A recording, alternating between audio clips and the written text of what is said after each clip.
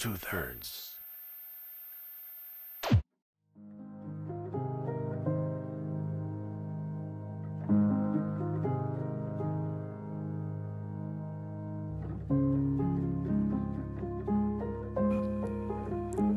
Magandang araw sa inyong lahat. Maligayang pagdating sa ating podcast na nagtatalakay sa kasaysayan ng wikang pambansa ng Pilipinas. Kasama ang mga batas at mahahalagang pangyayaring humubog dito. Kasama natin ngayon sina Jana Ferrer, Christian Lelis, Jericho Talabo. Kumusta kayo? Maayos naman. At anong simulan? Aking sisimulan sa pagbabahagi ng mga unang hakbang tungo sa pagkakaroon ng wikang pambansa.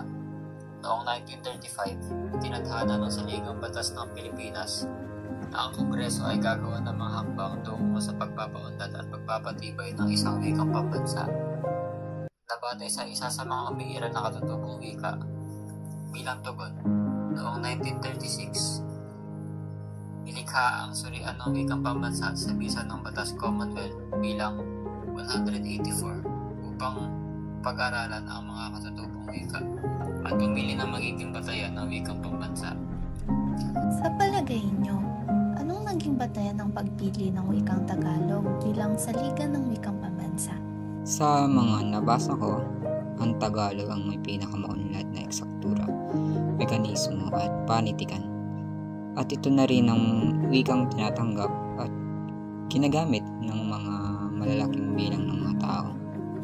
Dahil dito, noong Disyembre 13, 1937, sa pamamagitan ng kautosang tagapagpaganap bilang 134, pinapahayag ni Pangulong Manuel L. Quezon na ang Tagalog ang magiging batayan ng wikang pambansa. Ako'y napapaisip sa aking isipan. Paano ang pagtuturo ng wikang pambansa sa mga paaralan? Ang pagkakaalam ko ayon na rin sa aking mga nabasa, noong 1940, sa bisa ng kautosang tagapagpaganap bilang 263, pinahintulutan ang palilimbag ng isang balarila at diksyonaryo sa wikang pambansa.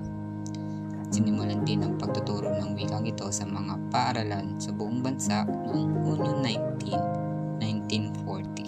Ako, interesado akong malaman kung paano naging Pilipino at kalaunan ay Filipino ang tawag sa ating wikang pambansa.